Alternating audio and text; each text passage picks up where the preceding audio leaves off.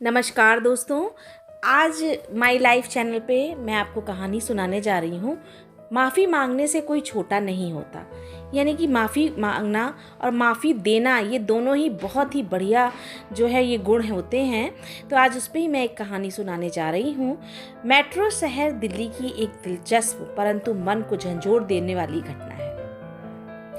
एक रईसजादे अमन से मोहल्ले भर के लोग परेशान थे। अमन एक अमीर और दबंग परिवार का लड़का था।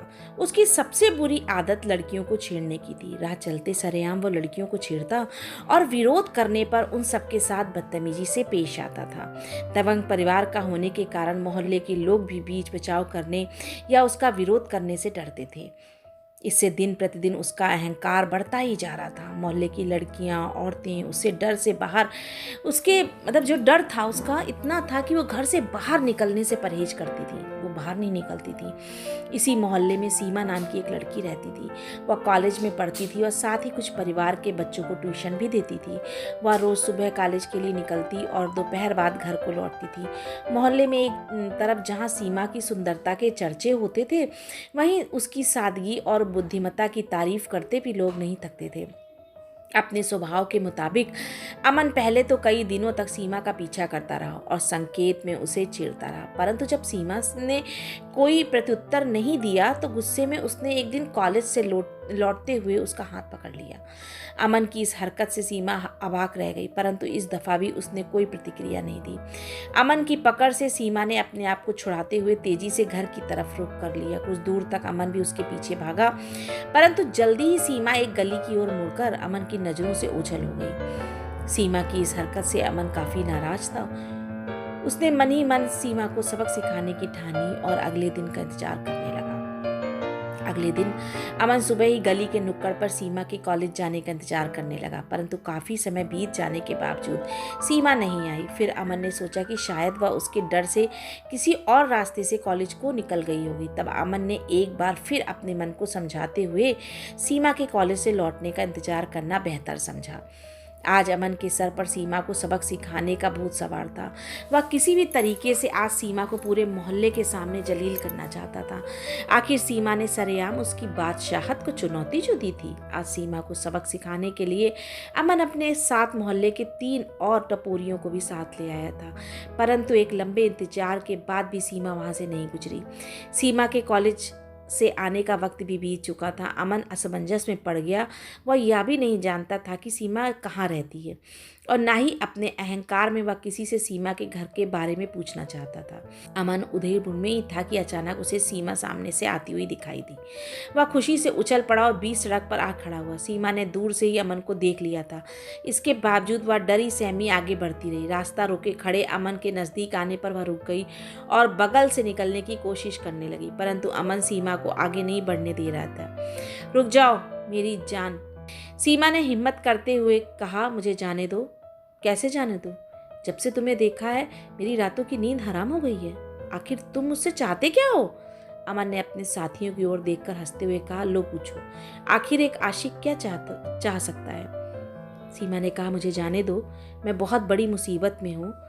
मुझसे टकराने पर सब लड़कियां यही कहती हैं और बाद में मेरी बाहों में आने पर उसे मुसीबतों से छुटकारा मिल जाता है। तुम्हारी भी मुसीबत दूर हो जाएगी, बस एक बार। अमन की बातों से सीमा का गुस्सा फट पड़ता है। वह मजबूती से अमन का विरोध करते हुए कहती है, बस करो, मैं वैसी लड़की नहीं हूँ। मेरे रास्ते से हट जाओ और मुझे जाने दो। मैं एक गरीब लड़की हूँ, मेरे पापा बीमार हैं, डॉक्टर को बुलाने जा रही हूँ। सीमा ने हिम्मत करते हुए एक ही सांस में सारी बातें कह डाली। सीमा की बातों पर अमन और उसके साथी ठाठा मारकर हंसने लगे। अमन ने कहा, सभी लड़कियां ऐसे ही बहाने मारती हैं। मैं आज नहीं मानूंगा तुम्हें, तो आज मैं अपने साथ लेकर ही जाऊंगा। अमन की बातों से सीमा सहम गई। उसने अमन की मंशा का विरोध करते हुए गिड़गिड़ाते हुए कहा, आज मुझे छोड़ दो। मैं अगर समय पर डॉक्टर को लेकर घर नहीं पहुंची तो मेरे पापा की मौत हो जाएगी। सीमा की बातों पर अमन थोड़ा टिटका और धूर्ता खाते हुए बोला, मैं किसी डॉक्टर से कम हूँ क्या? तुम्हारे पापा का इलाज मैं ही कर दूंगा। चल तुम्हारे घर चलता हूँ। अमन इस बहाने सीमा का घर भी देखना चाहता था, परंतु भोली भाली सीमा को अमन की यह चाल समझ में नहीं आई और यह समझते हुए कि अमन जब उसके घर के हालत और उसकी बीमार पिता को देखेगा तो उस पर तरस खाकर उसका पीछा करना और उसे तंग करना छोड़ देगा, अमन को अपने घर ले आई। सीमा के घर के हालत को देखकर अमन को जोर से झटका लगा। एक छोटा सा घर, बेतरतीब फैले सामान, घर के एक कोने में चारपाई पर लेटा एक बूढ़ा शख्स। कुछ देर के लिए वहाँ खामोशी छा गई। इस खामोशी को सीमा ने तोड़ा। यही है मेरा घर, चारपाई पर मेरे पापा लेटे हैं। पापा बहुत बीमार हैं।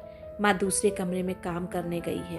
पापा की तबीयत ज़्यादा बिगड़ने के कारण मैं आज कॉलेज नहीं जा सकी थी। डॉक्टर बुलाने जा रही थी, सीमा ने कहा।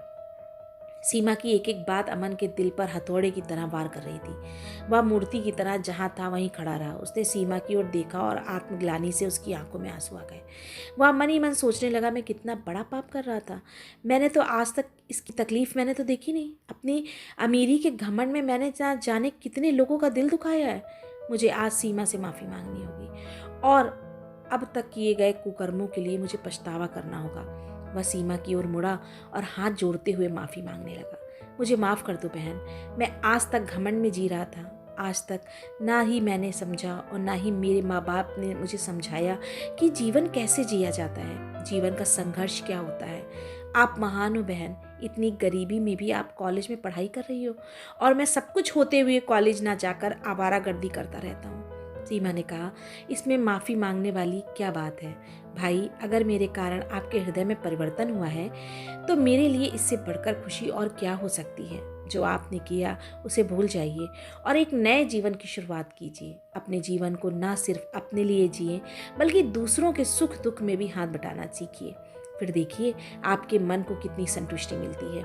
बहन, आपने ना सिर्फ मेरी आंखें खोल दी हैं बल्कि जीने का एक रास्ता भी दिखा दिया है। आप यहीं रुको, मैं डॉक्टर को बुला कर लाता हूँ और आज से एक नए जीवन की शुरुआत करता हूँ। सीमा कुछ कह पाती इससे पहले अमन यह कहते हुए अपने दोनों टपोरी दोस्तों के साथ वहाँ से तेजी से निकल पड़ता है। तो इस कहानी से हमें क्या शिक्षा मिलती है? इस कहानी से स्पष्ट होता है कि इंसान चाहे कितना बड़ा ही क्यों ना हो, जब उसे अपने किए पर ठेस लगती है तो वह माफ़ी मांगने से भी गुरेज नहीं करता। अमन ने भी ऐसा किया। सीमा से माफ़ी मांगने के क्रम में वह अपनी अमीरी, दबंगई सब कुछ भूल गया। इस माफ़ीनामे में उसे छोटापन का एहसास नहीं हुआ बल्कि उसे गर्व हुआ कि सीमा के कारण उसे आज अपने गलत कामों का एहसास हुआ और उसकी आंखें खुली। अतः हमें समझना चाहिए कि अगर कहीं भी हमसे कोई गलती हो जाए, चाहे वह छोटी हो या बड़ी, हमें माफ़ी मांग लेनी चाहिए। माफ़ी मांगने से कोई छोटा नहीं होता है। इससे न केवल अपने दिल को सुकून मिलता है बल्कि सामने वाले के सारे गिले शिकवे भी दूर हो जाते हैं। अगर कुछ शब्दों में कहें तो माफ़ी मांगना बड़प्पन की सबसे बड़ी निशानी है और माफ़ी मांगने से कोई छोटा नहीं होता है। अगर आप ये कहानी पसंद आई हो, सब्सक्राइब करिएगा, लाइक करिएगा और शेयर करिएगा। नमस्कार, मिलते हैं नई कहानी में।